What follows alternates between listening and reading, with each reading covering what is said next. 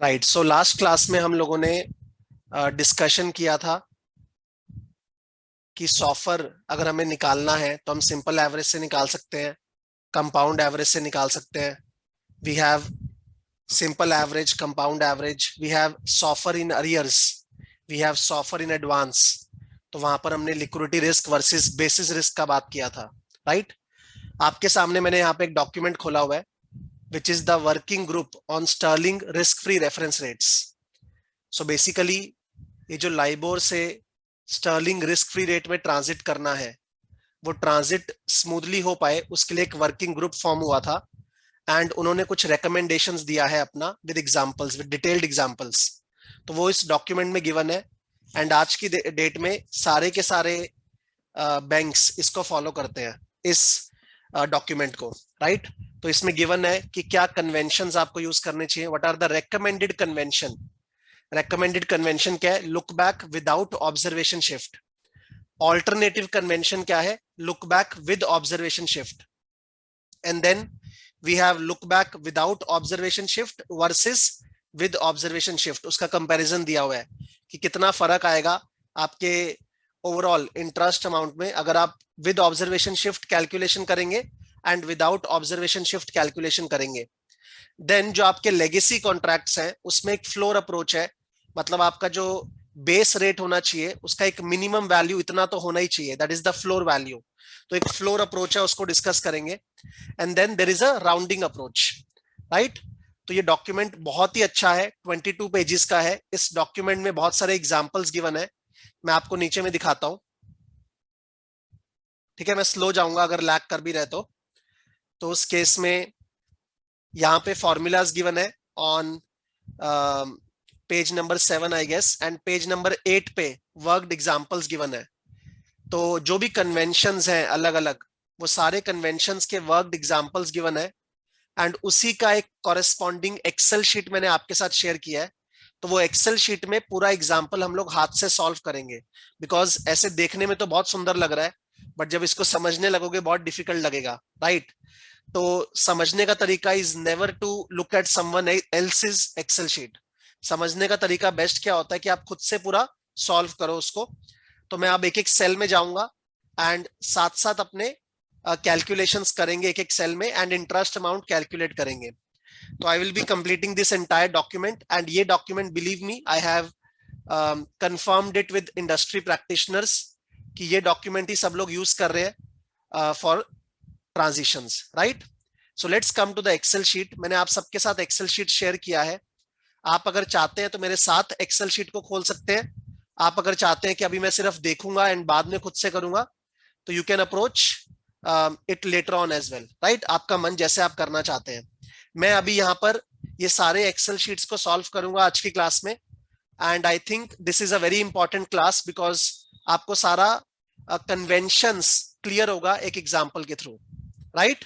तो आप सब लोग मेरी एक्सेल शीट देख पा रहे हैं? All of you can see my Excel sheet, right? Okay. कहीं पर भी लैग होगा तो मुझे कमेंट में बोल देना, I will go it slowly. Right. Now यहाँ पे आप देख सकते हैं मैंने कुछ सेल्स ब्लैंक रखे हैं जो अपने साथ में फिल करेंगे, एंड कुछ सेल्स हैं जो एक तरह से इनपुट डेटा है जो ऑलरेडी यहाँ पर गिवन है। तो अब मुझे इंटरेस्ट अमाउंट निकालना है। एक लोन गिवन है, उस पर इंटरेस्ट अमाउंट निकालना है। वो लोन का प्रिंसिपल कितना है आपका? You can see it is given over here, it is 3 to 5 and 7। तो 10 CR का प्रिंसिपल है। राइट। एंड मुझे यहां पर कॉलम नंबर एच में सॉफर गिवन है, डेली RFR। कॉलम नंबर आई में मुझे एक स्प्रेड गिवन है, एंड कॉलम नंबर जे में मुझे एक मार्जिन गिवन है। ये स्प्रेड और मार्जिन का इंपॉर्टेंस क्या है ये आप आगे क्लास में समझोगे, जो आने वाली क्लासेस है। बट अभी आप इतना समझो कि एक तो आपका बेस रेट है सॉफर। राइट। उसके अलावा आपका एक क्रेडिट एडजस्टमेंट स्प्रेड है, एक फिक्स्ड स्प्रेड है, और ये पब्लिश्ड स्प्रेड है जो सब लोग यूज करते हैं। बट इससे मतलब आप पहले लाइबर में थे, लाइबर से आप सॉफर प्लस स्प्रेड में आए। राइट। ऐसा हो सकता है कि लाइबर से जब आप सॉफर प्लस स्प्रेड में आए तब भी जो न्यू रेट निकल के आया वो न्यू रेट जो है वो अंडर एस्टिमेट कर रहा है। राइट। उस केस में वो न्यू रेट के कारण मतलब जो सॉफर प्लस स्प्रेड आपका, यहाँ पे मैंने सोनिया लिखा हुआ है, तो सोनिया प्लस स्प्रेड जो आपका है वो अगर अंडर एस्टिमेट कर रहा है तो आपका इंटरेस्ट अमाउंट कम आएगा। तो आप एज ए लेंडर ये तो नहीं चाहोगे ना कि आप कम इंटरेस्ट अमाउंट चार्ज करो, राइट। आप लिबर वर्ल्ड में थे, एक इंटरेस्ट चार्ज कर रहे थे, और अब आप ऑल्टरनेटिव वर्ल्ड में आ गए, आप सोनिया प्लस स्प्रेड चार्ज कर रहे हो, एंड आपको लगता है वहां पे आपका इंटरेस्ट अमाउंट कम आ रहा है, तो उस केस में आपको एक मार्जिन ऐड करना होगा ना। ये मार्जिन मैं आपको कैलकुलेट करके भी दिखाऊंगा सॉल्वर में in the later classes, but वो मेरा बाद का डिस्कशन है। बट यहाँ पे मुझे मार्जिन गिवन है, ये मार्जिन एक तरह से इंश्योर करेगा कि कोई भी काउंटर पार्टी लॉस में ना जाए ट्रांजिशन के कारण, राइट। ना लेंडर को फायदा होना चाहिए, ना लेंडर को नुकसान होना चाहिए, तो वो नेगोशिएट करेगा सामने वाली काउंटर पार्टी के साथ और बोलेगा कि अगर मैं खाली सोनिया प्लस स्प्रेड यूज करता हूं तो मुझे नुकसान होगा, तो I need to add some margin to it. तो वो मार्जिन निकाला हुआ है 2%। ये मार्जिन कैसे निकलता है मैं निकाल के दिखा भी दूंगा आपको सॉल्वर के थ्रू, that will be in the later classes, right. But column H I J are input columns, जहां पे मुझे डेली RFR गिवन है, क्रेडिट एडजस्टमेंट स्प्रेड गिवन है, और मुझे मार्जिन दे रखा है। मेरा पहला शीट जो है ना एग्जाम्पल 1, उसमें क्या लिखा हुआ है, look back without observation shift, look back without observation shift, right. तो यहां पर आप देख सकते हैं मेरे पास स्टार्टिंग डेट गिवन है in column D, starting date 15 April, then 16 April, then 17 April, then 18 April, right. अगर 15 अप्रैल मेरा स्टार्टिंग डेट है, 15 अप्रैल मेरा स्टार्टिंग डेट है, तो मेरा एंडिंग डेट क्या होगा, जो नेक्स्ट स्टार्टिंग डेट होगा, तो आप देख सकते हैं एंडिंग डेट भी गिवन है। इससे मुझे हेल्प होगा to calculate number of days, right. जैसे कि फॉर एग्जांपल अगर फ्राइडे मेरा स्टार्टिंग डेट है तो एंडिंग डेट मंडे लिया हुआ है, तो ऑब्वियसली अगर मैं दिस माइनस दिस करूंगा, दिस माइनस दिस, तो ऑटोमेटिकली मेरे फ्राइडे को वेट कितना मिलेगा, बताओ प्लीज। ऑटोमेटिकली फ्राइडे को वेट कितना मिलेगा, अगर मैं मंडे माइनस फ्राइडे करूंगा तो ऑटोमेटिकली फ्राइडे को 3 का वेट मिल जाएगा, और मुझे 3 का वेट देना भी है, राइट। बट सिंस यहां पर तो हम लुक बैक यूज कर रहे हैं 5 डेज का, लुक बैक यूज कर रहे हैं 5 डेज का, तो मुझे इंटरेस्ट पीरियड में से इंटरेस्ट को उठाना है या मुझे पीछे में जाना है, मुझे 5 डेज बैक पे जाना है। तो आप देख सकते हैं कि आपका ऑब्जर्वेशन डेट है, दिस इज योर एक तरह से इंटरेस्ट डेट, जो इंटरेस्ट का एप्लीकेबिलिटी को शो करता है कि 15 अप्रैल से आपका इंटरेस्ट अप्लाई हो रहा है। बट आपको 15 अप्रैल का रेट यूज ही नहीं करना है, राइट। आपको तो ऑब्जर्वेशन डेट लेके चलना है which is your 5 days look back. तो मंडे 5 डेज लुक बैक क्या होगा, आपको 5 वर्किंग डेज लेके चलने हैं। तो ऑब्वियसली अगर आपका 7 डेज होता है वीक में, तो 5 वर्किंग डेज ही तो होता है, तो आपका नेक्स्ट लैग क्या आएगा, Monday which is 8th of April, right. But rate कब पब्लिश होगा, रेट कब पब्लिश होगा, रेट 1 डे लैग के साथ पब्लिश होता है, तो रेट आपका 9th of April में पब्लिश होगा। तो मुझे बताओ जो मेरा फर्स्ट केस है look back without observation shift, मैं रेट्स कौन से यूज करूंगा, ऑब्जर्वेशन डेट के या स्टार्ट डेट के, ऑब्जर्वेशन डेट के या स्टार्ट डेट के, रेट्स कौन से यूज करूंगा look back without observation shift में, ऑब्जर्वेशन डेट के। वेट्स कौन से यूज करूंगा, वेट्स, वेट्स कौन से यूज करूंगा, कौन से वेट्स यूज करेंगे प्लीज टेल मी। हम लोग यूज करेंगे स्टार्ट डेट के बेसिस पे, ठीक है। स्टार्ट डेट के बेसिस पे बोलने का मतलब है नो डाउट रेट पब्लिश तो आपका एक दिन डिले के साथ ही होगा।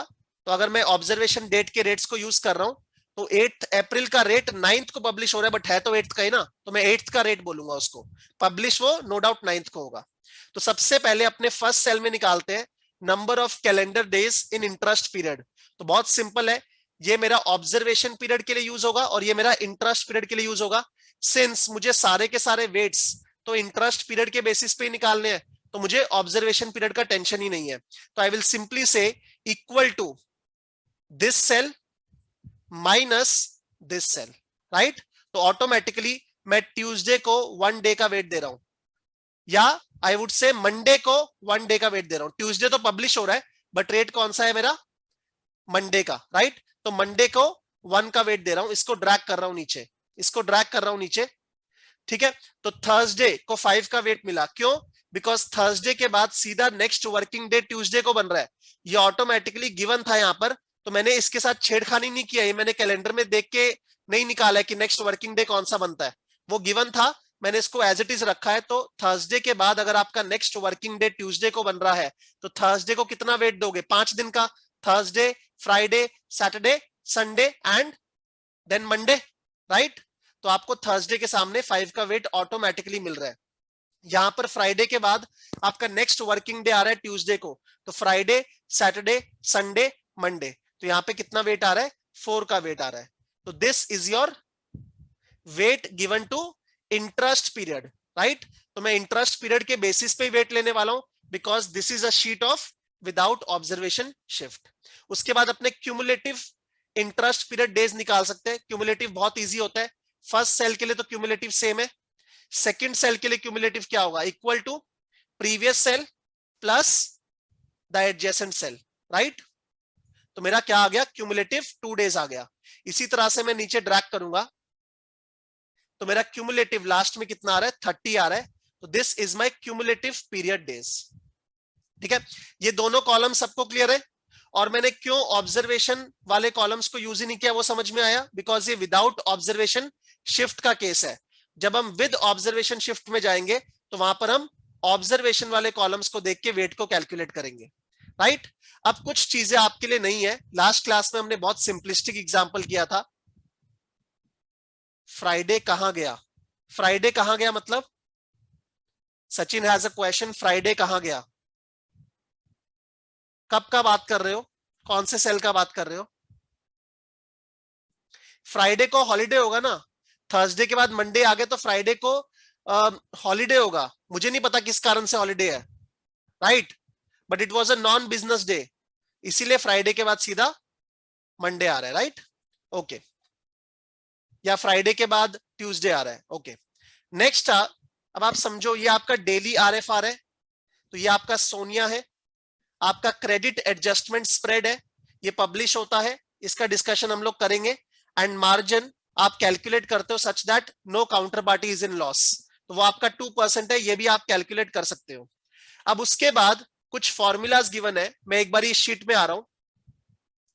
फॉर्मूलाज क्या क्या गिवन है आप देख सकते हैं, कुछ हैवी नेम्स गिवन है, हैवी नेम्स। एन्युअलाइज्ड क्यूमुलेटिव कंपाउंडेड आरएफआर, ठीक है? अब अगर मैं ये नेम्स कम्युनिकेट नहीं करूंगा ना, तो जब आप ऑर्गेनाइजेशन में काम करने जाओगे तो आपको समझ नहीं आएगा, राइट? आपको समझ नहीं आएगा। तो एन्युअलाइज्ड क्यूमुलेटिव कंपाउंडेड आरएफआर, उसके बाद है अनएन्युअलाइज्ड क्यूमुलेटिव कंपाउंडेड आरएफआर, उसके बाद है नॉन क्यूमुलेटिव कंपाउंडेड आरएफआर, और उसके बाद है आपका इंटरेस्ट अमाउंट का कैलकुलेशन। इंटरेस्ट अमाउंट का कैलकुलेशन, एन्युअलाइज्ड क्यूमुलेटिव कंपाउंडेड आरएफआर, उसके बाद है आपका अनएन्युअलाइज्ड क्यूमुलेटिव कंपाउंडेड आरएफआर, उसके बाद है नॉन क्यूमुलेटिव कंपाउंडेड आरएफआर। एक बार छोटा सा चाहूंगा कि नोट्स पे आप सब लोग लिखो, नोट्स में लिखो प्लीज, लिखना हेडिंग डाल के इंटरेस्ट कैलकुलेशन, और उससे 2 एरोज निकालना। एक एरो में लिखना एन्युअलाइज्ड क्यूमुलेटिव कंपाउंडेड आरएफआर, और एक एरो में लिखना नॉन क्यूमुलेटिव कंपाउंडेड आरएफआर।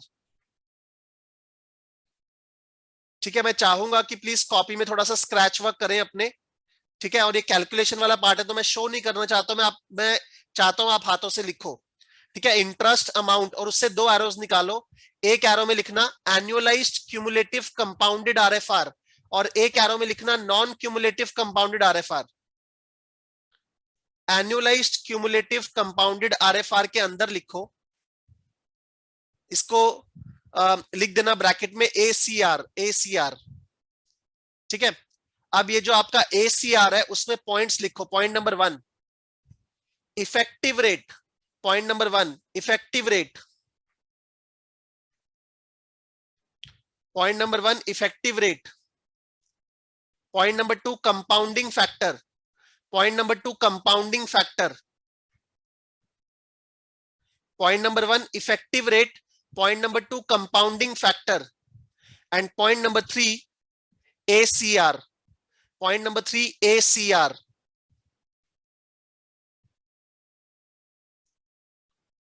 ठीक है? और नीचे लिखना ACR should be rounded to 4 decimal places, ACR should be rounded to 4 decimal places, ACR should be rounded to 4 decimal places. अब ये 4 डेसिमल प्लेसेस कहां से आया, ये रेकमेंडेड है यहां पर, ठीक है, मैं सब कुछ डॉक्यूमेंट से ले रहा हूं, मंथ से नहीं बना रहा। क्या लिखा हुआ है यहां पर, the working group's recommendation is for SONIA to be rounded and not truncated, truncated मतलब डेसिमल को हटाई देना, to 4 decimal places and sterling amounts to be rounded to 2 decimal places, right. तो अब एक बार स्लो करके समझते हैं क्या कैलकुलेशन है। Let us come to the Excel sheet. मैंने बोला सबसे पहले आपको निकालना है effective risk free rate, right, effective. ये जो आपका रेट होता है, प्लीज मुझे बताना ये पूरे साल का रेट है या ये एक दिन का रेट है। ये जो दिया हुआ है 0.7079%, इज इट पर एनम और is it per day? What do you think, what do you think, is it per annum और is it per day? Sachin says daily. There is a difference between saying per annum versus saying ये एक दिन का rate है। एक दिन का rate हो सकता है, एक दिन के लिए एप्लीकेबल रेट हो सकता है, बट रेट तो पर एनम है। सारे रेट्स जीवन में जब भी पढ़ोगे फाइनेंस पर एनम ही होते हैं भाई, right. Every rate is per annum, so don't call it daily rates, rates are always per annum. No doubt one day की बोरोइंग के लिए एप्लीकेबल रेट है, ये बोल सकते हो। So this is the applicable rate per annum but applicable for one day, right. Is it clear Sachin? ये clarity होना चाहिए एज अ फाइनेंस स्टूडेंट कि आपका एक दिन की बोरोइंग के लिए ये रेट एप्लीकेबल है, बट रेट तो पर एनम ही है, ठीक है। तो मुझे अगर एक दिन की बोरोइंग के लिए रेट को भी एक दिन का निकालना है तो वो मैं निकाल सकता हूं, उसको बोलते हैं इफेक्टिव रेट। इफेक्टिव मतलब इफेक्टिव पीरियड के लिए क्या एप्लीकेबल रेट होगा। तो मेरा यहाँ पे इफेक्टिव पीरियड क्या है, 1 डे। यहाँ पे इफेक्टिव पीरियड क्या है, 5 दिन। तो 5 दिन के लिए रेट क्या होगा, 1 डे के लिए रेट क्या होगा, राइट। वो मेरा होता है effective RFR. So effective, effective word हमेशा, जब मैं भी कभी भी जीवन में अपने टाइम वैल्यू ऑफ मनी पढ़ाया हूं तो मैं हमेशा इफेक्टिव वर्ड यूज करता हूं। इफेक्टिव सुनते ही आपको क्लिक करना चाहिए कि आपका जो एप्लीकेबल पीरियड है जिसके लिए आप बात कर रहे हो बोरोइंग या इन्वेस्टिंग की, उस पीरियड का क्या रेट बनेगा। रेट पर एनम है तो आपको उस पीरियड में आना है, तो बहुत सिंपल है, equal to this rate into ये मेरा 365 डेज का है तो मुझे 1 डे का निकालना है, तो दिस डिवाइड बाय यहां पे 365 गिवन है एंड इसको मैं फ्रीज कर दूंगा 365 को। तो क्या किया, सिंपल, जो मेरा डेली आरएफआर है into 1 divide by 365, right, and then enter. तो ये मेरा क्या आ गया, ये मेरा इफेक्टिव आरएफआर आ गया। Effective RFR, effective RFR. जो लोग कर रहे हैं मेरे साथ कर लो कि ये आपका पर एनम रेट है, तो एक दिन का, बिकॉज यहाँ पे एक दिन के लिए बात हो रही है, एक दिन मेरा इफेक्टिव पीरियड है, उसके लिए एप्लीकेबल रेट क्या होगा। तो मैंने क्या किया, दिस इनटू 1 डिवाइड बाय 365। इसको बोलते हैं इफेक्टिव आरएफआर, इसको बोलते हैं इफेक्टिव आरएफआर, राइट। आगे चलते हैं।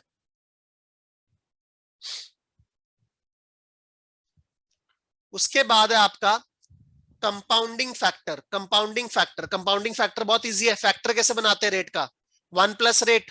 तो फर्स्ट केस में I will say equal to 1 plus this rate equal to 1 plus this rate. तो ये मेरा कंपाउंडिंग फैक्टर आ गया, कंपाउंडिंग फैक्टर। नेक्स्ट केस में जब मैं बात करूंगा तो एक तरह से 2 दिन का कंपाउंडिंग फैक्टर आएगा। नाम में क्या है, कंपाउंडिंग फैक्टर, एक दिन का नहीं आएगा, 2 दिन का आएगा।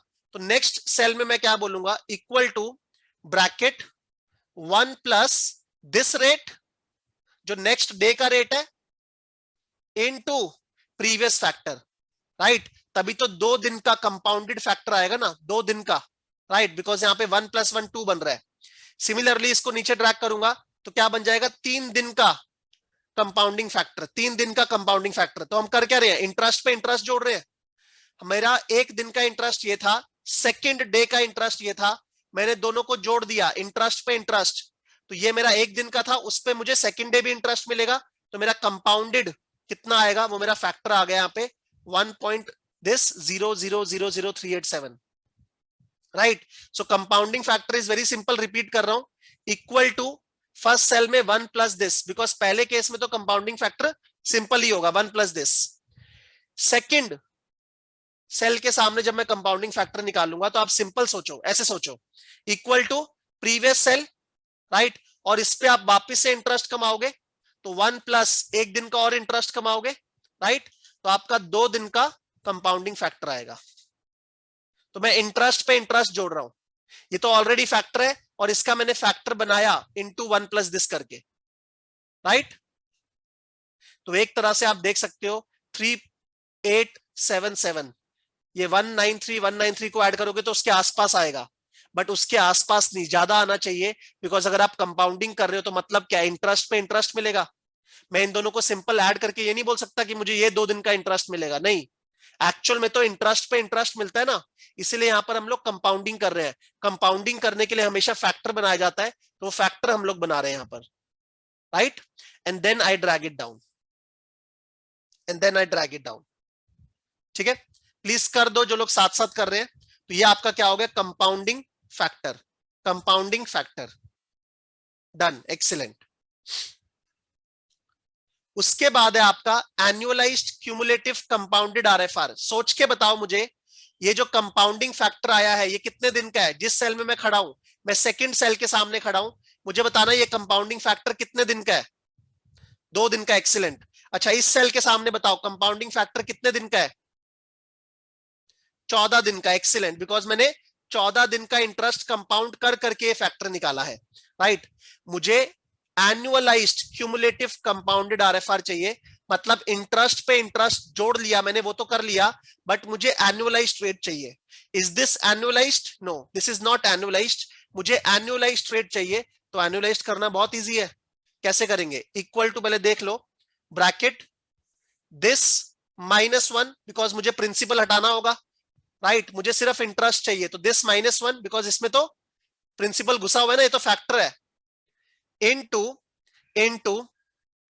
एनुअलाइज्ड। मुझे एक दिन से 365 डेज में जाना है, या यहां पर 14 डेज से 365 में जाना है, तो क्या करूंगा, into 365, freeze it, divide by जितने दिन पे आप हो, right, enter, and then drag it down.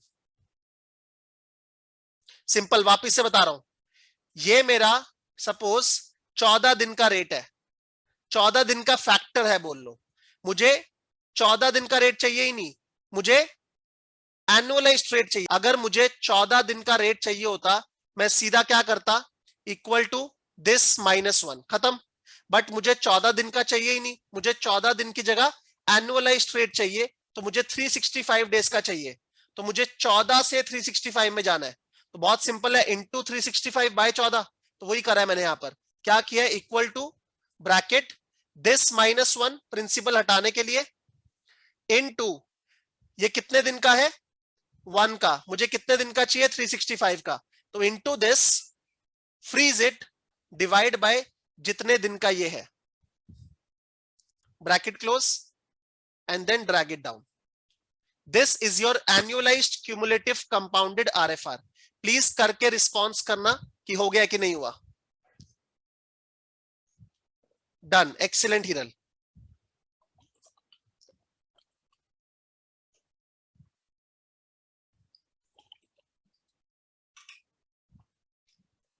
ऊपर क्या लिखा हुआ है यहाँ पे, राउंडिंग कन्वेंशंस, रेकमेंडेड क्या है, इफेक्टिव आरएफआर को राउंड नहीं करना, कंपाउंडिंग फैक्टर को राउंड नहीं करना, बट यस एसीआर को राउंड करना है टू 4 डेसिमल प्लेसेस। डीपी मतलब डेसिमल प्लेसेस, राइट, बट यहाँ पे हम परसेंटेज भी कर रहे हैं, उसके कारण एक्स्ट्रा जीरोस आ रहे हैं, तो आपको यहाँ पे 6 डेसिमल प्लेसेस तक राउंड करना होगा, बिकॉज यहाँ पे परसेंटेज भी लिया हुआ है। अगर परसेंटेज में एक्सप्रेस नहीं होता तो 4 डेसिमल प्लेसेस तक राउंड करते हैं।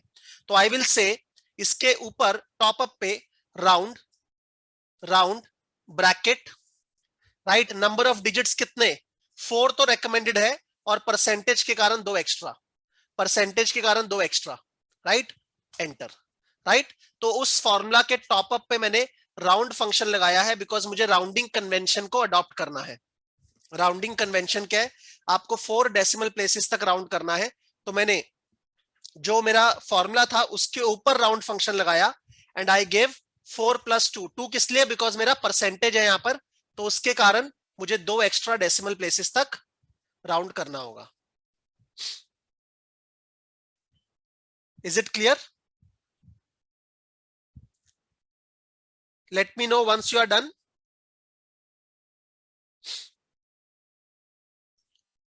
Done, okay. उसके बाद है आपका अनएन्युअलाइज्ड क्यूमुलेटिव कंपाउंडेड आरएफआर। ये तो समझ में आ रहा है कि ये अनएन्युअलाइज्ड है, राइट? मतलब किसी पर्टिकुलर पीरियड का है। कौन से पीरियड का होगा? What do you think? इस पीरियड का होगा या इस पीरियड का होगा? What do you think? नाम से क्या लगता है, इस पीरियड का होगा या इस पीरियड का होगा? इंटरेस्ट पीरियड का होगा या क्यूमुलेटिव इंटरेस्ट पीरियड का होगा? नाम से क्या पता लगता है? Unannualised cumulative compounded RFR. What do you think? Cumulative का होगा। तो अब इस रेट से आपको इस पे आना है, तो क्या करेंगे? Equal to this. ये कितने दिन का है? 365 का। मुझे कितने दिन का चाहिए? क्यूमुलेटिव पीरियड का, राइट? तो this into cumulative period divide by 365, freeze it, right? Now you might be wondering कि कुछ खेला चल रहा है यहां पर। जो भी आपको लग रहा है ना खेला चल रहा है, जब आप पूरा कैलकुलेशन कर लोगे, जब उसका इंटरप्रिटेशन बताऊंगा तब इजी लगेगा। अभी सिर्फ मैकेनिक्स को फॉलो करो, जो जो कॉलम दिया हुआ है इस डॉक्यूमेंट में उसको फॉलो करो। By the end you will be clear कि ऐसा क्यों कर रहे हैं, राइट? तो सिंपल है, इक्वल टू, ये मेरा एनुअलाइज्ड रेट है, मुझे जाना कहां पर है? मुझे जाना है क्यूमुलेटिव पीरियड पे। तो दिस इनटू जो मेरा क्यूमुलेटिव पीरियड है, ठीक है? एंड कहां से जाना है? 365 से, तो डिवाइड बाय 365, उसको फ्रीज कर रहे हैं क्योंकि ये रेट 365 का है। तो इतने दिन का कितना होगा? सिंपल, ये रेट 365 का है तो इतने दिन का कितना होगा? एंटर, ठीक है? And then drag it down. कर दो जल्दी से। एनुअलाइज्ड रेट 365 का है तो डिवाइड बाय 365, और कितने दिन में जाना है? क्यूमुलेटिव पीरियड में जाना है। उसके बाद है आपका non cumulative compounded RFR. Non cumulative compounded RFR, इसमें आपको क्या करना है, ध्यान से सुनना। फर्स्ट सेल में तो आप इक्वल टू दिस करोगे।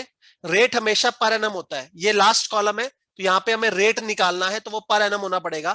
तो ये आपका कितने दिन का है? ये आपका क्यूमुलेटिव पीरियड का है, बट आपको पर एनम का चाहिए। तो सिंपल आप क्या करोगे? इनटू कितने दिन का चाहिए? 365 का, फ्रीज इट, डिवाइड बाय कितने दिन का है? इतने दिन का है, इतने दिन का है, राइट? इतने दिन का है। करो एक बारी।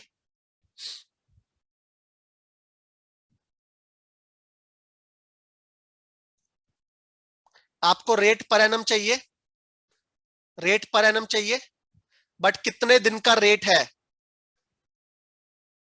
क्यूमुलेटिव पीरियड का रेट है, बट मुझे चाहिए 365 का।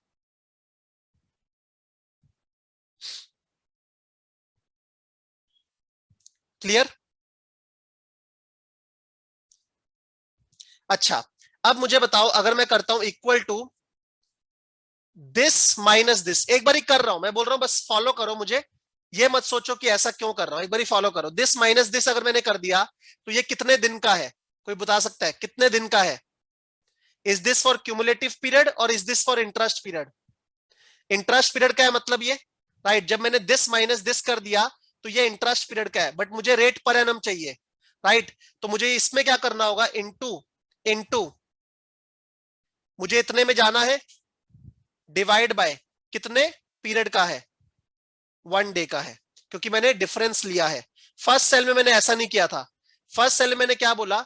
ये रेट जो है आपका, वो या तो इसका मान लो या इसका मान लो, जो भी है वो क्यूमुलेटिव पीरियड का है, right? This was cumulative, but मुझे जाना था 365 में, तो मैंने इनटू 365 किया था एंड डिवाइड बाय दिस किया था। अब मैं बोल रहा हूं एक बार डिफरेंस ले लो मेरे कहने पे, दिस माइनस दिस, ये आपका इंटरेस्ट पीरियड का है ना कि क्यूमुलेटिव का, बट आपको रेट पर एनम चाहिए, तो आप इंटू 365 कर दो पर एनम जाने के लिए। कहां से? इंटरेस्ट पीरियड से, and then drag it down.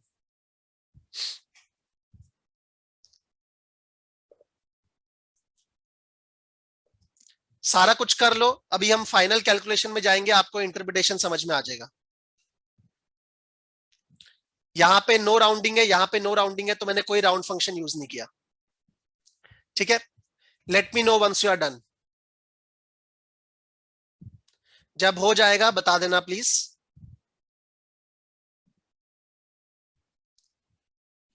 ये जो आपका कॉलम है ना फाइनल, ये जो आपका कॉलम है फाइनल, ये एक तरह से हर एक इंटरेस्ट पीरियड का एप्लीकेबल रेट है। मतलब फर्स्ट डे के लिए एप्लीकेबल रेट ये है, नेक्स्ट डे के लिए एप्लीकेबल रेट ये है, नेक्स्ट डे के लिए एप्लीकेबल रेट ये है, नेक्स्ट 5 डेज के लिए एप्लीकेबल रेट ये है।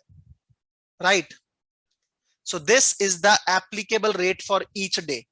ठीक है, एक बारी आपने जो एरो डाल के लिखा होगा कॉपी में, नॉन क्यूमुलेटिव कंपाउंडेड आरएफआर, वहां पे एक लाइन डाल के लिखना, this is the applicable rate per annum, bracket में per annum, for each day in the interest period.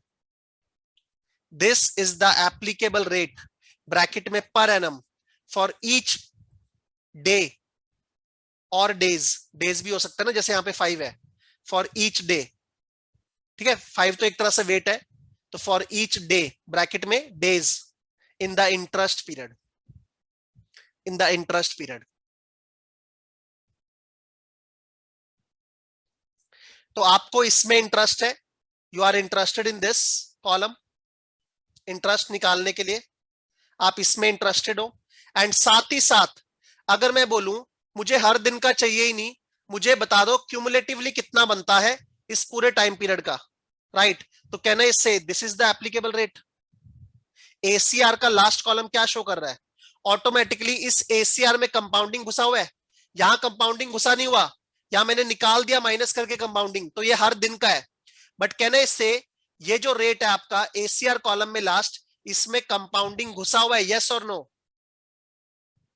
एक तरह से ये पूरा 30 दिन का रेट दिखा रहा है after including the compounding effect. एक तरह से ये 30 दिन का रेट दिखा रहा है after including the compounding effects, yes और नो? इतना इंट्यूशन क्लियर हो रहा है कि नहीं? बिकॉज यहाँ पे कंपाउंडिंग घुस घुस के मैंने ये रेट निकाला है।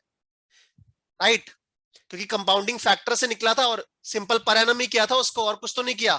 तो ये आपका 30 दिन का एप्लीकेबल रेट है, और ये हर एक दिन का एप्लीकेबल रेट है। ठीक है, मेरा यहाँ पे प्रिंसिपल गिवन है 10 सीआर का, और बीच में प्रिंसिपल जो है ना वो 9 सीआर हो रहा है, क्योंकि 1 सीआर का प्रीपेमेंट हुआ है लोन पे, 1 सीआर का प्रीपेमेंट हो रहा है। ठीक है, मैं एक बार इस सेल्स को डिलीट कर रहा हूं, अपने वापस से लिखेंगे साथ में।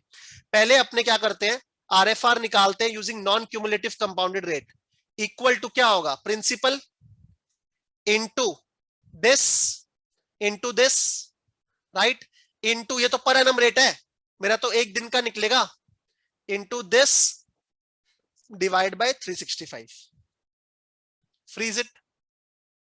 क्या किया, प्रिंसिपल इनटू एप्लीकेबल रेट, वो एप्लीकेबल रेट अब तो एक एक इंटरेस्ट पीरियड का है, तो ये चूज करना चाहिए मुझे, this is the applicable rate for interest period divide by 365। तो मैंने क्या क्या चूज किया, प्रिंसिपल चूज किया 10 सीआर का, इनटू मैंने चूज किया है NCR rate per annum, into मैंने इंटरेस्ट पीरियड कॉलम को चूज किया, एफ कॉलम को, डिवाइड बाय 365 किया।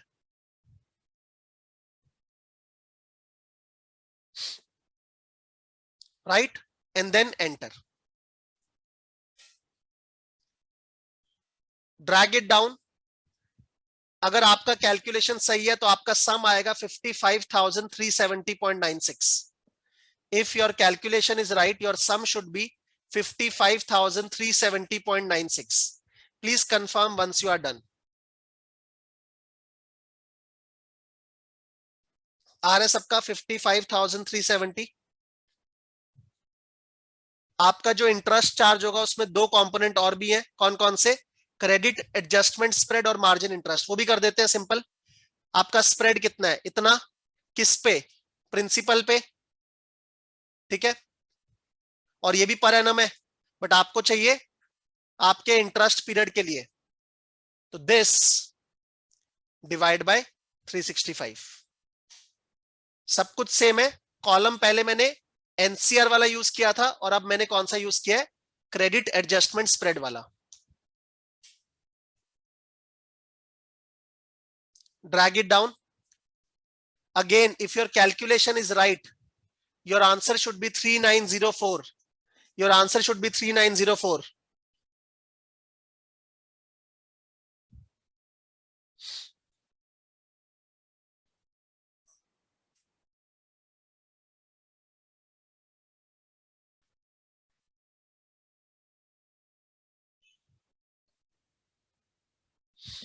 Done.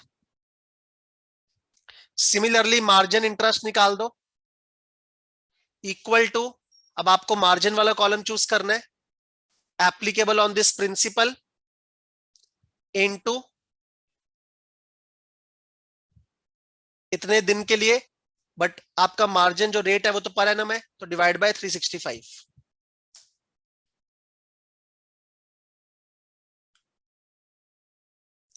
And then calculate the total interest.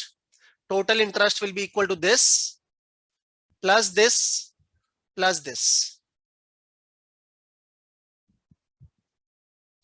This should come as 215439.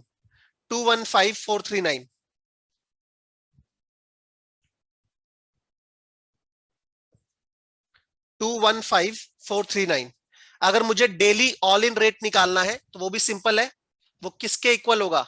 Base rate which is this NCR column plus, अगर मुझे खाली rate निकालना है, प्लस स्प्रेड प्लस मार्जिन.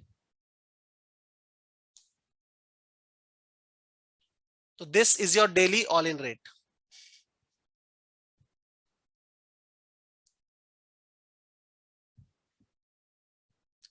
ठीक है. नाउ ये मेरा एनसीआर मेथड था. This is called NCR method.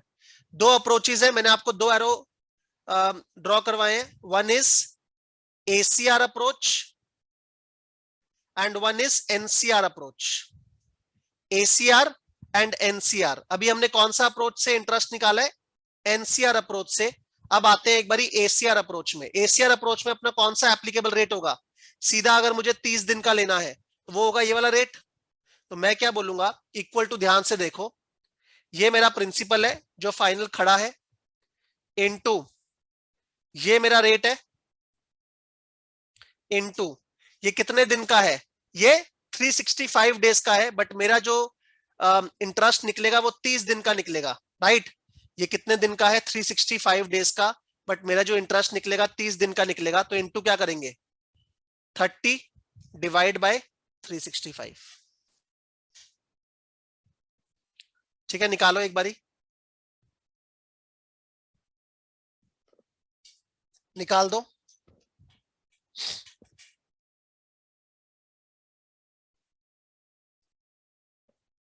Late me know once you are done.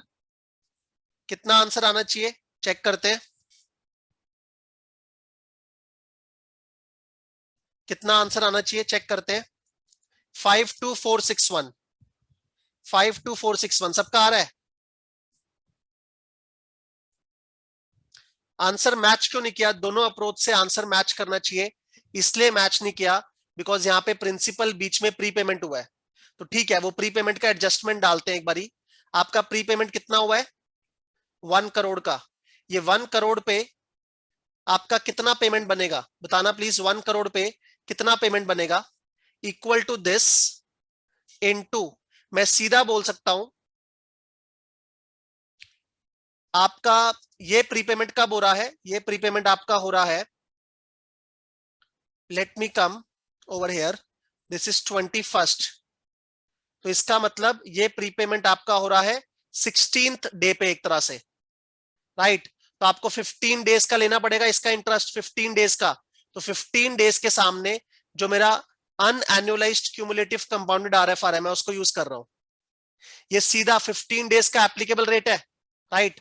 ये तो सीधा 15 डेज का एप्लीकेबल रेट था ना, क्यूमुलेटिव पीरियड का रेट था ये. ठीक है. क्यों मैंने 15 दिन का लिया? बिकॉज 16वें दिन पे आपका 1 करोड़ का प्रीपेमेंट हो रहा है, तो 15वें दिन तक जो आपका रेट बनता है उससे मैंने मल्टीप्लाई कर दिया. एंटर. अगर मैं इसमें इसको ऐड करूंगा तो दिस शुड मैच. तो इक्वल टू दिस, ये मेरा खर्चा है, ये भी खर्चा है, बट यहाँ माइनस में गिवन है तो माइनस ही कर देते हैं ताकि खर्चे खर्चे ऐड हो जाए. ठीक है, can you see the answer is exactly matching? The answer is exactly matching.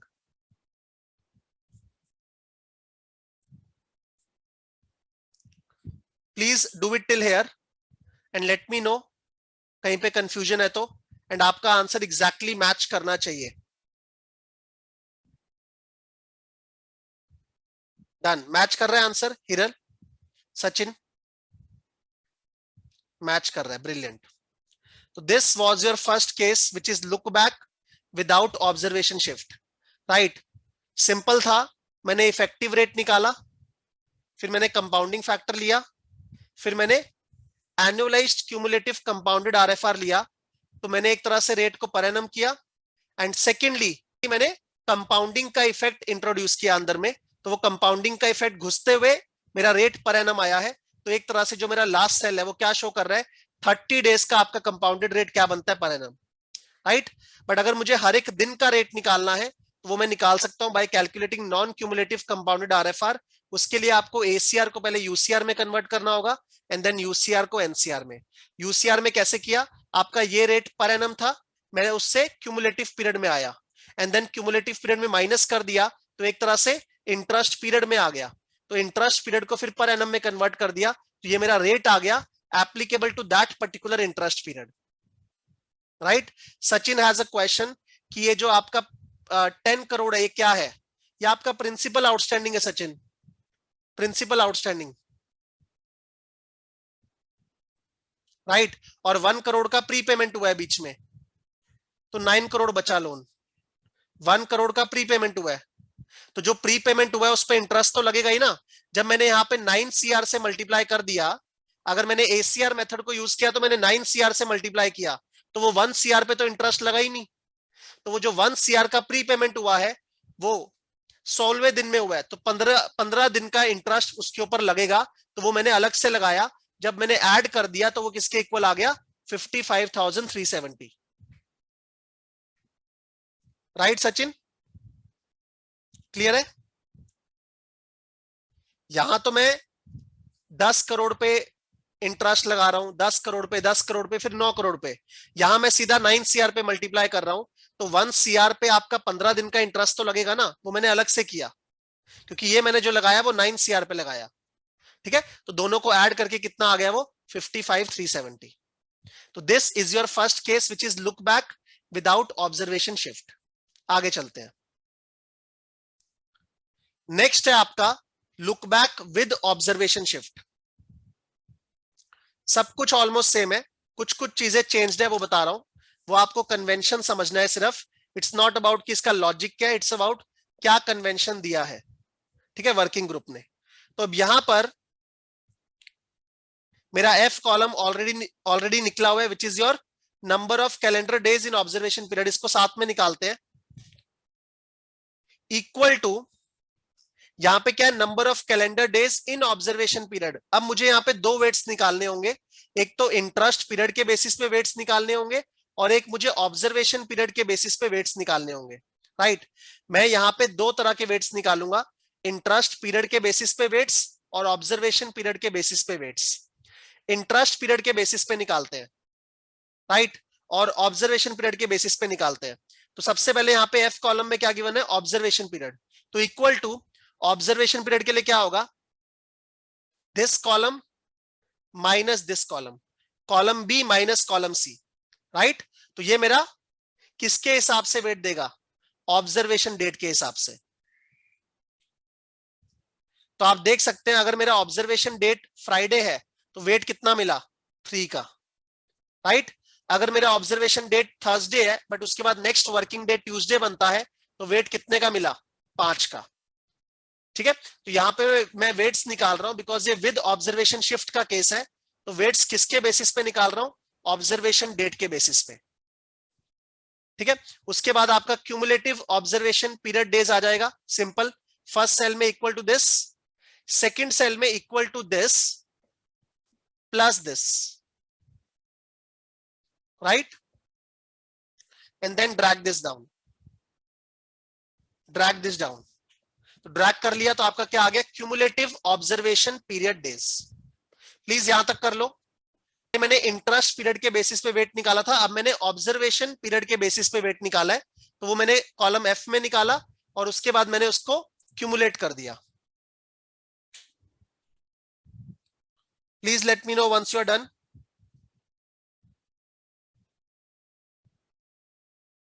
Done, excellent. आगे आपका number of days in interest period, एक बारी इंटरेस्ट पीरियड के हिसाब से भी वेट निकाल देते हैं. तो equal to this minus this, right, जो हमने पहले किया था वो मेरा इंटरेस्ट पीरियड के हिसाब से वेट हो गया. और क्यूमुलेटिव पीरियड कैसे निकलेगा?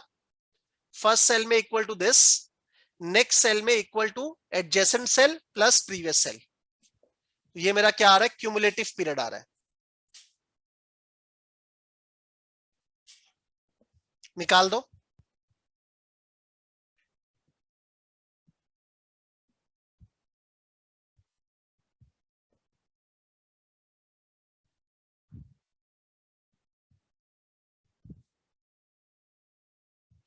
ठीक है, तो एक बारी इंटरेस्ट पीरियड के बेसिस पे वेट निकाला, एक बारी ऑब्जर्वेशन पीरियड के बेसिस पे वेट निकाला, दोनों का यूज है. फिर हमने क्यूमुलेटिव डेज निकाले ऑब्जर्वेशन पीरियड के बेसिस पे और इंटरेस्ट पीरियड के बेसिस पे. अब एक एक करके आगे जाते हैं. आपको कॉलम जे में सोनिया गिवन है, आरएफआर गिवन है, ऑब्वियसली वो पर एनम रेट है, per annum rate but applicable for that day, right. उसके बाद आपका क्रेडिट एडजस्टमेंट स्प्रेड गिवन है और उसके बाद आपका मार्जिन गिवन है. सबसे पहले अपने को निकालना है इफेक्टिव आरएफआर. ठीक है, जो आपका मैंने आपको कॉपी में लिखवाया था, लेफ्ट साइड पे एसीआर और राइट साइड पे एनसीआर.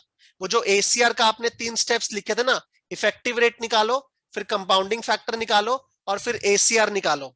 उसके नीचे हमने नोट दिया था कि हमें एसीआर को राउंड करना चाहिए. अब वो नोट के नीचे लिखो, नोट के नीचे लिखो, नोट नंबर 2 लिखो. If it's a case of observation shift, if it's a case of observation shift, all the calculations will be based on, all the calculations will be based on observation period weights. all the calculations, ACR में हमने लिखा है कि अगर ये observation shift का case है, all the calculations will be based on observation period weight. all calculations will be based on observation period weight. ठीक है, if it's a case of observation shift, all the calculations, मतलब जो 3 calculation हमने किया, effective rate किया, compounding factor किया, ACR किया, वो किसके बेसिस पे होगा? वो होगा on the basis of observation period weight. तो आते हैं एक बारी करते हैं. सबसे पहले अपने को इफेक्टिव आरएफआर निकालना है. तो इक्वल टू ये जो रेट है आपका, ये आपका पूरे साल का है, आपको निकालना है इफेक्टिव पीरियड के लिए. तो इफेक्टिव पीरियड किसके बेसिस पे देखेंगे? इंटरेस्ट पीरियड या ऑब्जर्वेशन पीरियड? Observation period. तो I will say this into this, right, divide by 365 and then freeze it, enter, drag it down. तो सिर्फ ध्यान क्या रखना है, मैंने ऑब्जर्वेशन पीरियड वेट को यूज किया है, ना कि इंटरेस्ट पीरियड वेट को.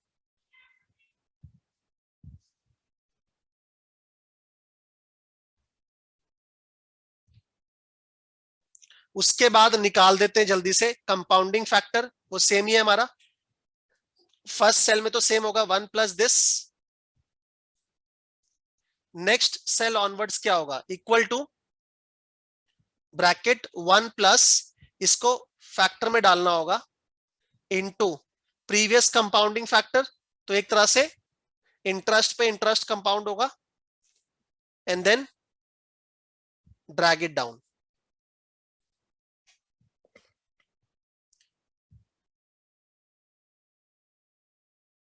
राइट, कंपाउंडिंग फैक्टर निकाल लिया.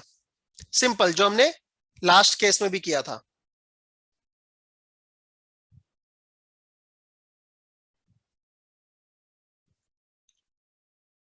उसके बाद नेक्स्ट कॉलम क्या है, एनुअलाइज्ड क्यूमुलेटिव कंपाउंडेड आरएफआर। तो क्यूमुलेटिव लेना है हमें बट एनुअलाइज्ड चाहिए, राइट? तो I will say bracket this -1 principal हटाने के लिए इनटू ये रेट किस पीरियड के लिए है, क्यूमुलेटिव ऑब्जर्वेशन पीरियड के लिए, बट मुझे तो एनुअलाइज चाहिए, तो मुझे जाना कहां है, 365 में। कहां से जाना है, क्यूमुलेटिव ऑब्जर्वेशन पीरियड से। मैंने क्या लिखवाया नोट में कि सारा कैलकुलेशन एसीआर तक किसके बेसिस पे होगा, based on observation period weights divide by cumulative observation period and then drag it down, right? इसको हमें राउंड करना था, यहां पे परसेंटेज में गिवन है तो राउंड कर देंगे, equal to round bracket and number of digits will be 4 + 2 या 6 लिख लो, सीधा एक ही बात है।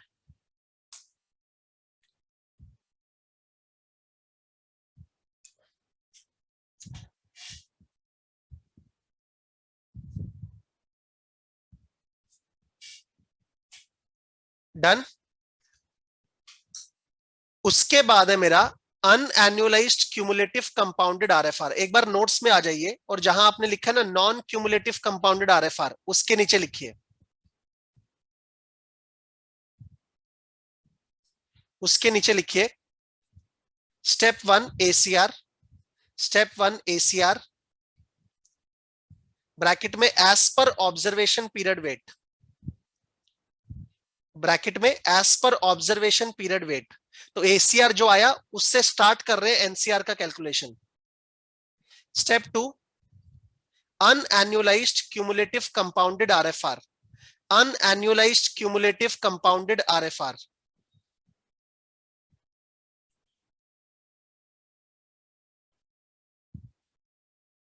ब्रैकेट में based on interest period weight, based on interest period weight.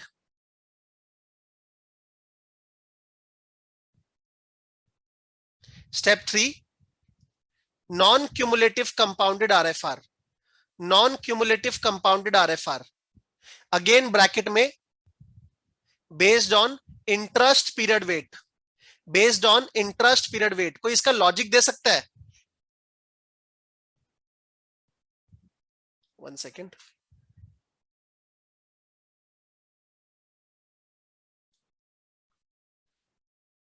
कोई इसका लॉजिक दे सकता है कि यहां पर हम लोग एसीआर जो है वो तो ऑब्जर्वेशन पीरियड वेट के बेसिस पे निकाल रहे हैं, बट जो एनसीआर निकाल रहे हैं वो इंटरेस्ट पीरियड वेट के बेसिस पे निकाल रहे हैं। बिकॉज बिकॉज जब आपको वेट देना है कंपाउंडिंग करने के लिए तब तो आपको ऑब्जर्वेशन पीरियड को यूज करना है, राइट? बट जब आपको हर एक दिन का एप्लीकेबल रेट निकालना है तो वो दिन तो आपका इंटरेस्ट पीरियड के हिसाब से आएगा ना कि ऑब्जर्वेशन पीरियड के हिसाब से, राइट? कंपाउंडिंग नो डाउट आप उसके हिसाब से करो, वही तो मतलब है वेट देने का। बट जो एक्चुअल में इंटरेस्ट बनता है, एनसीआर तो वही शो करता है ना कि क्या इंटरेस्ट बनता है, तो वो तो आपका किसके हिसाब से आएगा, इंटरेस्ट पीरियड के हिसाब से। ठीक है, स्टेप 4 लिखो एनसीआर में, calculate RFR interest amount, calculate RFR interest amount bracket में based on interest period weight, based on interest period weight.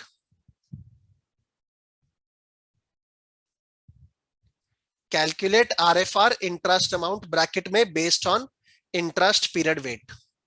तो निकाल देते जल्दी से, अनएन्युअलाइज्ड क्यूमुलेटिव चाहिए। ठीक है, ये जो मेरा रेट था वो 365 डेज के लिए था, बट मुझे क्यूमुलेटिव पीरियड के लिए चाहिए। बट मैंने ब्रैकेट में क्या लिखवा है, अपने को क्यूमुलेटिव इंटरेस्ट पीरियड यूज करना है, ना कि observation period, right? So this into मुझे इसके लिए चाहिए, और किसके लिए था, 365 के लिए था, तो डिवाइड बाय 365। ठीक है, तो यहां मैंने क्या यूज किया, क्यूमुलेटिव इंटरेस्ट पीरियड डेज, ना कि क्यूमुलेटिव ऑब्जर्वेशन पीरियड डेज। पहले हमने क्या यूज किया था, cumulative observation period days.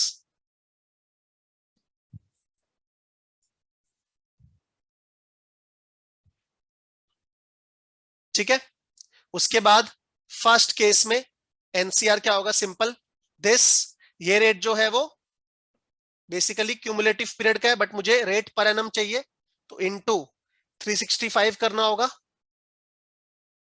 And ये है किसका, इस पीरियड का, राइट। इसका बोल लो या इसका बोल लो, बात तो एक ही है, इसका बोल लेते हैं सपोज, क्योंकि पहले केस में तो 1 1 ही आएगा।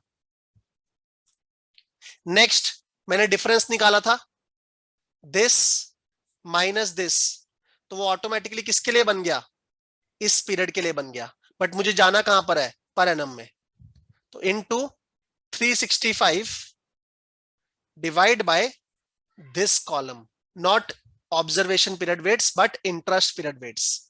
सारा कैलकुलेशन राइट हैंड साइड पे किसके बेसिस पे होगा, इंटरेस्ट पीरियड वेट्स के बेसिस पे, बिकॉज यहां पर आप एक्चुअल उस टाइम का इंटरेस्ट निकाल रहे हो, तो आपको वही वेट यूज करने हैं जो आपके इंटरेस्ट पीरियड के हिसाब से आते हैं। कंपाउंडिंग नो डाउट आपने ऑब्जर्वेशन पीरियड के हिसाब से की, and then drag it down, ठीक है। ऑल इन रेट क्या होगा, equal to NCR plus spread plus margin, ये आपका ऑल इन रेट आ गया, राइट।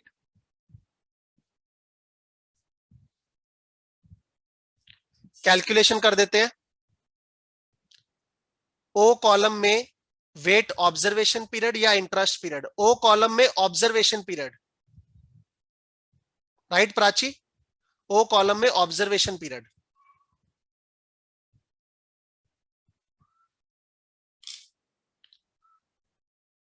एंड देन उसके बाद अपने इंटरेस्ट निकाल देते हैं, equal to principal into NCR, ये तो पर एनम है, तो अपने को चाहिए किसके लिए, इंटरेस्ट पीरियड के लिए। इंटरेस्ट पीरियड मैंने आपको नोट्स में भी क्या लिखवाया है कि आपको जो इंटरेस्ट अमाउंट निकालना है based on interest period, divide bye, since ये पर एनम है तो डिवाइड बाय 365,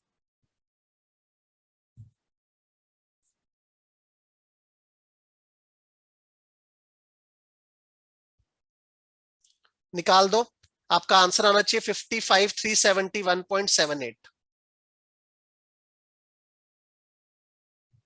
और यहां आया था 55,370.96, और यहां आया 55,371.78, ठीक है। सो इनफैक्ट एक शीट है which is this sheet example 5, look back versus with observation shift versus without observation shift, तो आप देख सकते हैं 55,370.96, 55,371.78, तो सिर्फ 0.82 का डिफरेंस है with observation shift and without observation shift में, राइट। तो वो यहां पे आपको दिख रहा है, क्लियर है। अब अपने आते हैं, 1 second, let's come back to our practice sheet. तो नाउ क्यूमुलेटिव रेट मेथड से भी निकाल दो, इक्वल टू एसीआर का last cell into this into, ये रेट आपका पर एनम है बट आपको चाहिए 30 डेज के लिए, तो इनटू 30 डिवाइड बाय 365, ठीक है। 52,461 आ रहा है, अगेन जो डिफरेंस है that goes to this, right. मैं वापिस से नहीं कर रहा, वो सेम ही है, तो इक्वल टू दिस माइनस, या यहां पर प्लस में गिवन है तो प्लस कर देते हैं, प्लस दिस, तो एग्जैक्टली सेम आ गया 55,371.78, right.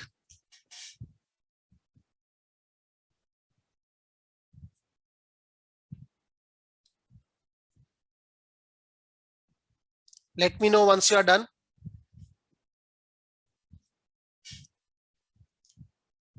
Done.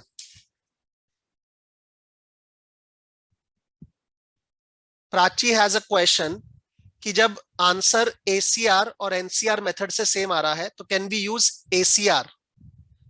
Prachi it depends, अगर आपके लोन में फ्रीक्वेंटली बैलेंसेस चेंज होते हैं, राइट, या आपका लोन ट्रेड होता है, तो अगर लोन ट्रेड होगा तो जनरली आपको हर एक दिन का कैलकुलेशन करना होगा। मतलब आज मेरे पास लोन है, कल किसी और के पास होगा, तो वो जो जितने दिन का है उतने दिन का आपको इंटरेस्ट निकालना होगा। वहां पर एसीआर के मुकाबले NCR will be better, right. In fact document में भी ये लिखा हुआ है कि जहां पे लोन बहुत ज्यादा ट्रेड करता है, या आप ये भी मान लो कि जहां पे लोन में बैलेंसेस बहुत ज्यादा शफल करते हैं, वहां पर इतना एडजस्टमेंट करने से अच्छा आप एनसीआर यूज करो। Am I clear? या जहां पर आपको पीरियोडिकली, ऐसे नहीं कि 30 डेज का इंटरेस्ट निकालना है सीधा, आपका लोन ट्रेडिंग हो रहा है 2 दिन, फिर 3 दिन, फिर 5 दिन, तो वहां पर आपका एनसीआर बेटर वर्क करेगा। ठीक है, आगे चलते हैं। उसके बाद नेक्स्ट शीट क्या है मेरा? तो मेरा एग्जाम्पल 1 शीट हो गया, एग्जाम्पल 2 हो गया, एग्जाम्पल 5 मैंने आपको दिखा दिया ओरिजिनल शीट से। ये मेरा फील्ड एग्जाम्पल है। ठीक है, एग्जाम्पल 5 में यही कर रखा है, कंपैरिजन दिखा रखा है हमने, वो कंपैरिजन ऑलरेडी कर लिया। अब वापस से आते हैं, नेक्स्ट मेरा एग्जाम्पल है ऑब्जर्वेशन शिफ्ट नो नेगेटिव। अच्छा, नोट्स में जाओ एक बारी, नोट्स में कुछ लिखो, नोट्स में लिखो, नोट्स में लिखो negative NCR. 1 second, what is this happening? Negative NCR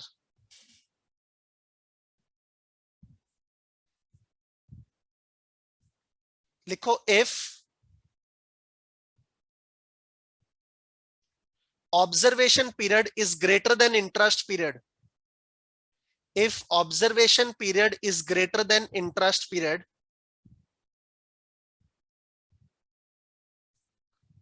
NCR may become negative। मतलब आपका इंटरेस्ट नेगेटिव आएगा, NCR may become negative, वो इस डॉक्यूमेंट में भी गिवन है।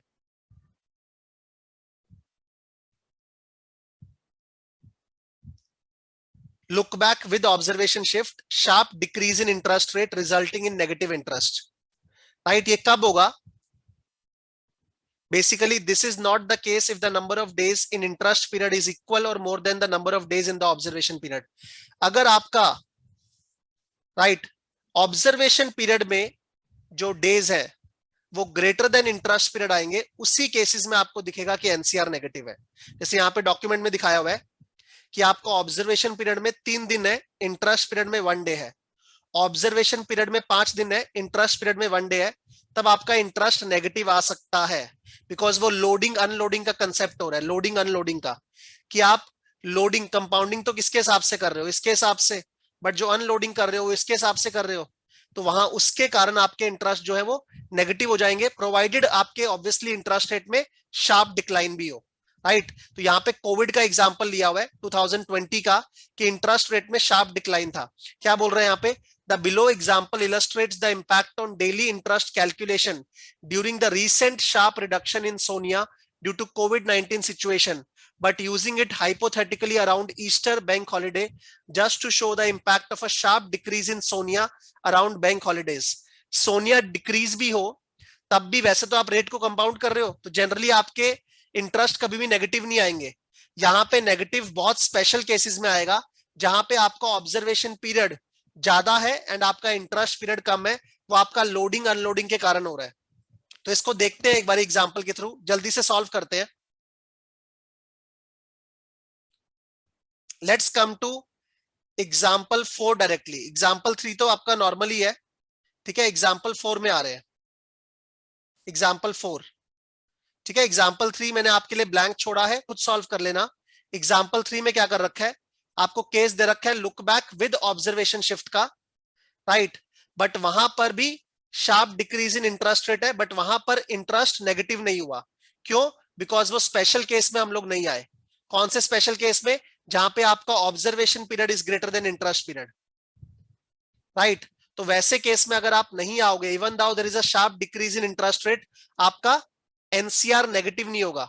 But yes, if observation period is greater than interest period at the same time there is a sharp decrease in interest rate, तो यहाँ पे आपका एनसीआर नेगेटिव हो सकता है। इट्स अलाउड, ऐसा नहीं है कि उसको जीरो कर देना है। आपका एनसीआर नेगेटिव है तो आपको वो नेगेटिव ही लेके चलना है in the final calculation of interest amount, right. तो अपने सीधा एग्जाम्पल 4 में आ रहे हैं। एग्जाम्पल 3 आप कर लेना खुद से, बिल्कुल सेम है।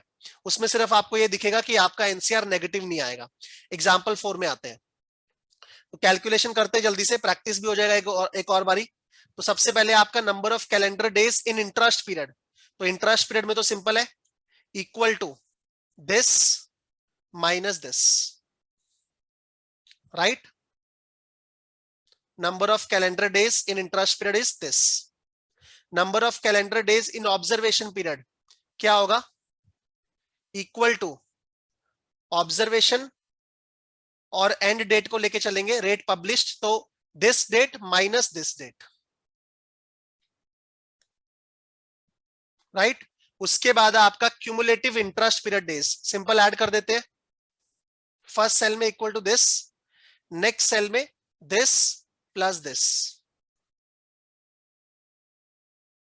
और यहां निकाल देते हैं क्यूमुलेटिव ऑब्जर्वेशन पीरियड डेज, तो equal to this, and next cell में equal to this plus this. Corresponding column से मैंने क्या कर दिया, क्यूमुलेटिव इंटरेस्ट पीरियड निकाल दिया और क्यूमुलेटिव ऑब्जर्वेशन पीरियड निकाल दिया।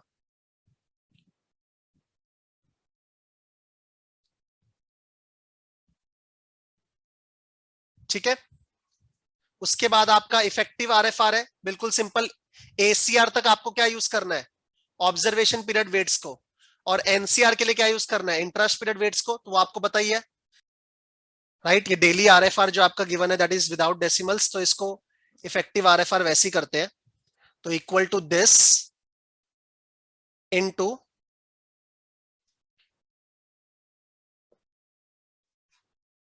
आई have to go to 3 days divide by 365, right, and then into 1 divide by 100, यहीं पे कर लेते हैं 1 divide by 100, right, this should be an ideal way। उसके बाद कंपाउंडिंग फैक्टर करना है आपको, तो equal to 1 plus this first case में, सिंपल। सेकंड केस में क्या होगा, equal to 1 plus this into this, right. तो पहले आपने इफेक्टिव आरएफआर निकाला, उसके बाद आपने कंपाउंडिंग फैक्टर निकाला, वही सेम। उसके बाद आपको एनुअलाइज्ड रेट चाहिए, तो दिस -1, ठीक है। कौन से वेट यूज करेंगे, यहां पे कौन से वेट यूज किए हमने, 1 सेकेंड, ये ऑब्जर्वेशन वेट होगा, sorry. Effective RFR is this into observation weights use करने हमें, which is this divide by 365, right. And since ये परसेंटेज में नहीं है तो इनटू 1 डिवाइड बाय 100 कर देते हैं।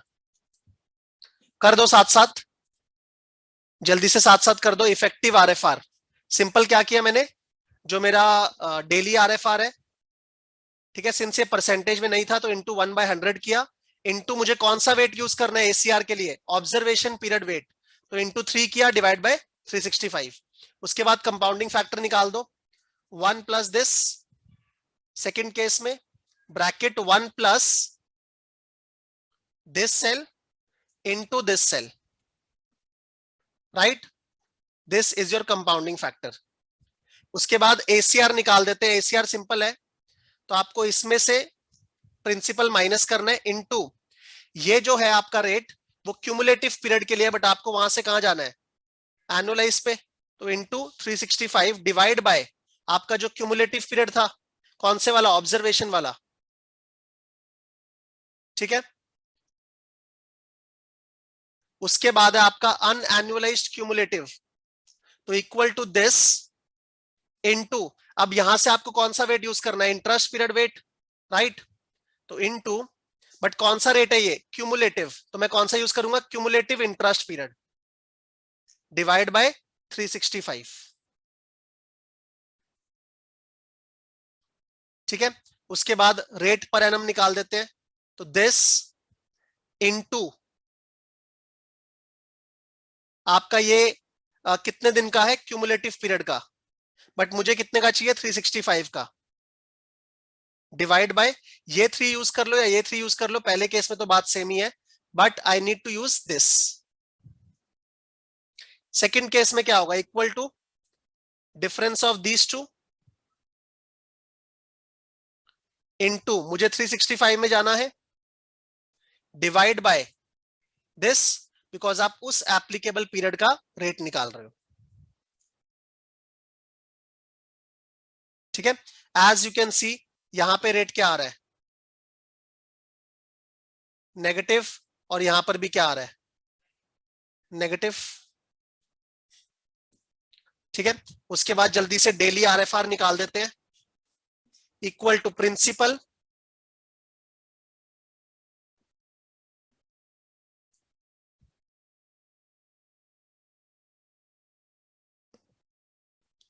Equal to principal into this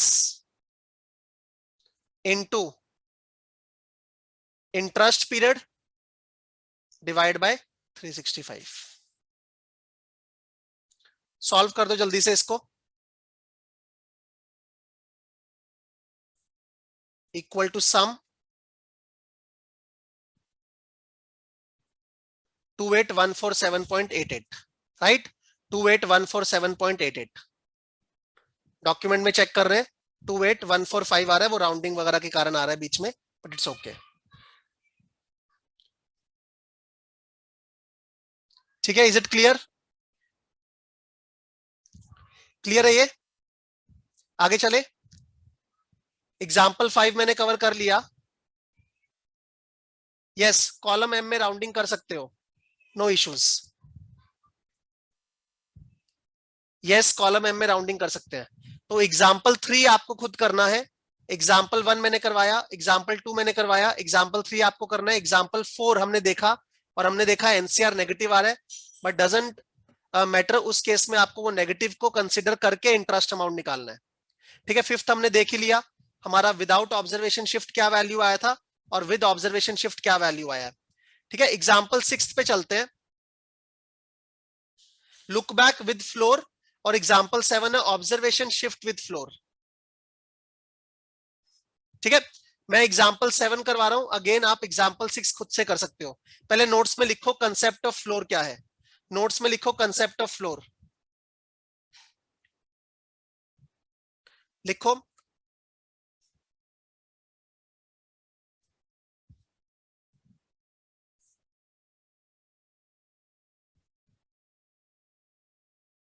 तो फ्लोर का मतलब क्या है, आपको इंग्लिश मीनिंग से समझ में आता है कि आपका जो मिनिमम रेट होगा वो कितना होगा।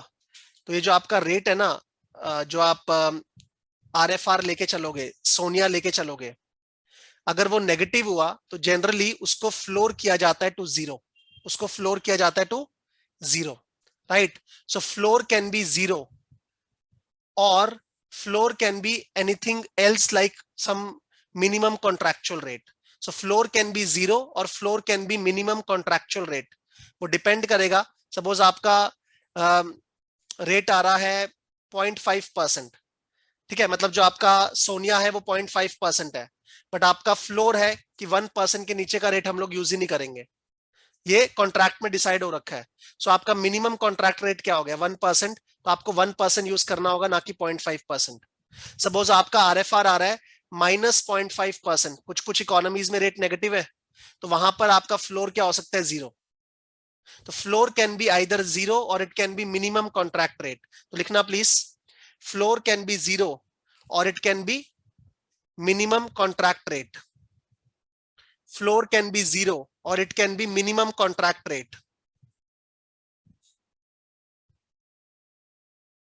ठीक है, दो एरो निकाल देना, एक में लेफ्ट साइड में लिखना फ्लोर इक्वल टू जीरो, और राइट साइड में लिखना floor equal to MCR, minimum contract rate. Left side पे लिखना फ्लोर इक्वल टू जीरो, और राइट साइड पे लिखना floor equal to MCR.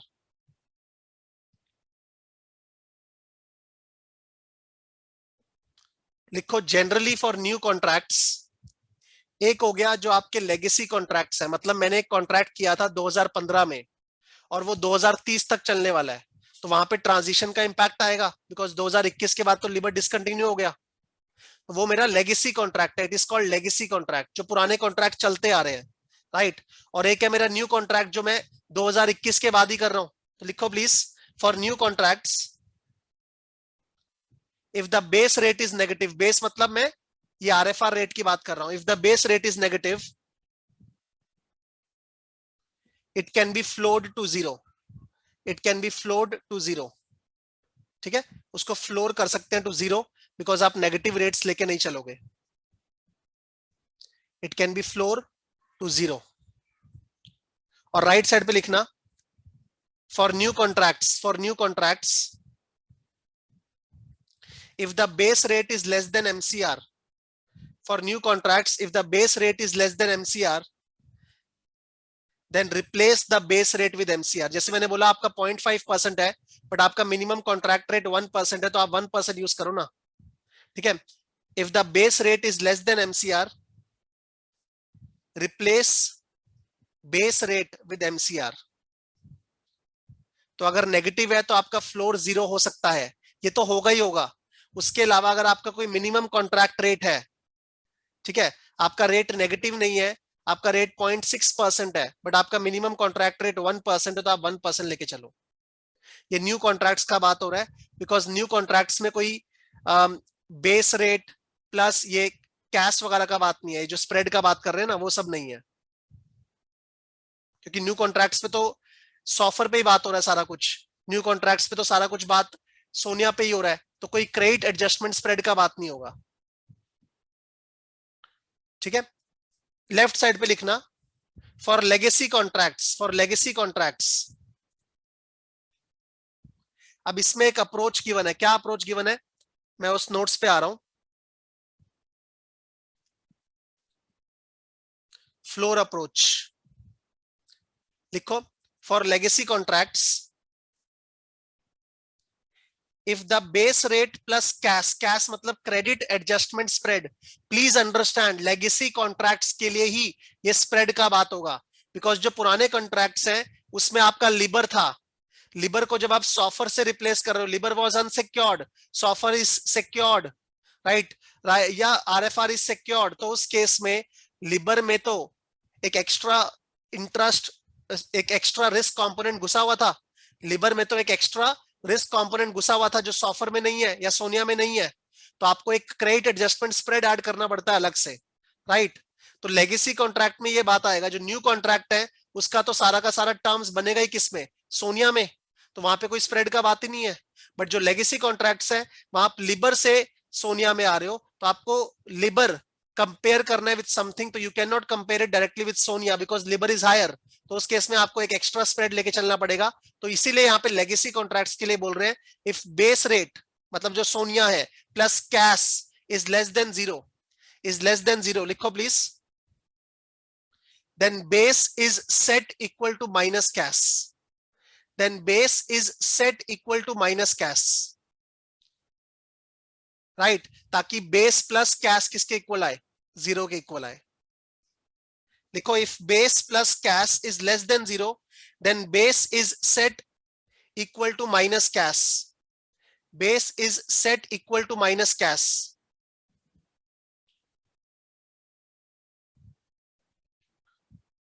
so that base plus cash equal to zero. ठीक है, इस अप्रोच को बोलते हैं, जो रेकमेंडेड अप्रोच है वो फर्स्ट वाला अप्रोच है, this approach is called RFR approach. अब घुमा के कैसे लिखा हुआ है, घुमा के लिखा हुआ है आरएफआर को एडजस्ट करो to equal floor, cash will remain unchanged. मैंने आपको उसको एग्जैक्ट मॉडलिंग टर्म्स में बता दिया, राइट। घुमा के ऐसे लिखा हुआ है कि अगर SONIA plus cash is less than floor value, cash will remain unchanged, cash तो वैसे ही रहेगा, और SONIA will be adjusted to ensure SONIA plus cash is equal to floor. ठीक है, बाकी अप्रोच का बात नहीं कर रहे हैं, उसको पढ़ सकते हो आप डॉक्यूमेंट से, इजी है, बट अपने को वही अप्रोच करना है जो रेकमेंडेड है। राइट साइड पे लिखो लेगेसी कॉन्ट्रैक्ट्स में, लेगेसी कॉन्ट्रैक्ट्स में राइट साइड में लिखो if base plus cash is less than floor, if base plus cash is less than MCR लिख दो, if base plus cash is less than MCR,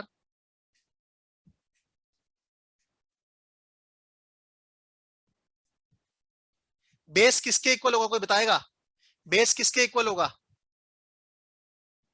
as per first option, as per first approach base किसके equal होगा, base will be equal to MCR minus cash, base will be equal to MCR minus cash, क्योंकि base plus cash मिला के क्या होना चाहिए MCR, और इस अप्रोच में हम लोग क्या बोलते हैं, कैश को चेंज ही नहीं करेंगे।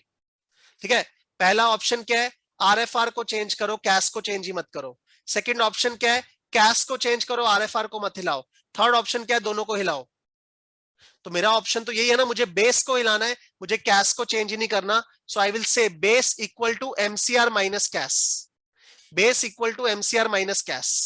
ठीक है, एक्सेल शीट में देखते हैं एक बारी। This is your first approach which is the recommended approach. Let's come back to the Excel sheet. Excel sheet example 7, example 6 please खुद से कर लेना, सिंपल एग्जांपल है।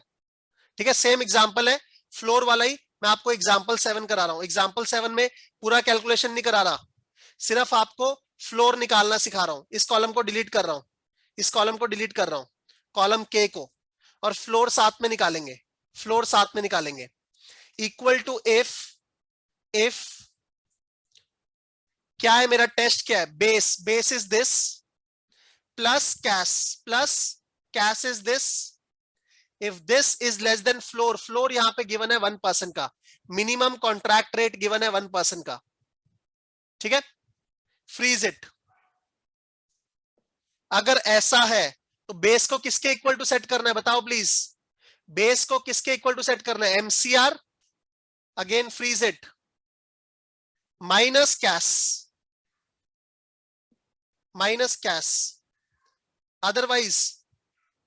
अदरवाइज बेस को एज इट इज रहने दो, अदरवाइज बेस को as it is रहने दो। तो मैंने क्या लिखा है, if base plus cash is less than this 1%, then आपको ये minimum contract rate minus cash करना होगा, अदरवाइज बेस को एज इट इज रहने दो।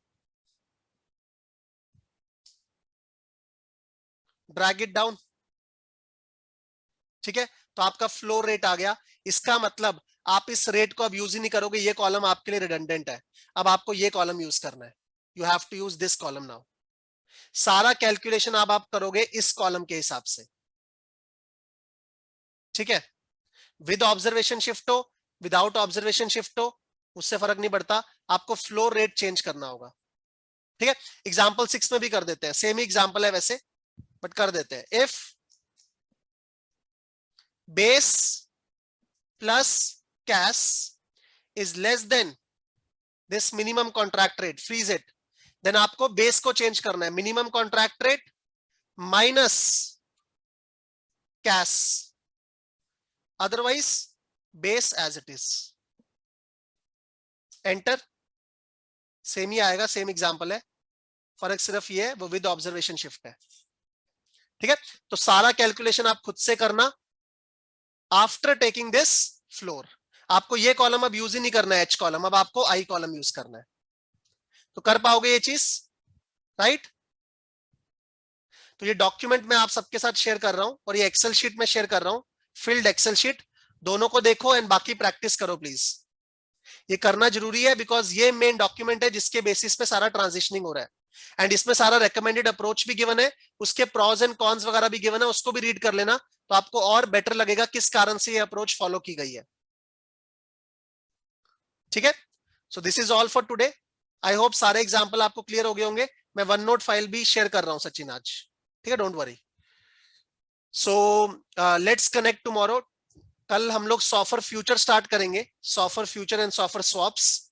एंड ये जो क्लास है मेरा लास्ट वाला वो अपलोड नहीं हो पाया था, दोनों क्लास कल मैं पक्का डेफिनेटली अपलोड कर दूंगा। ठीक है, thank you very much, good night, let's connect tomorrow.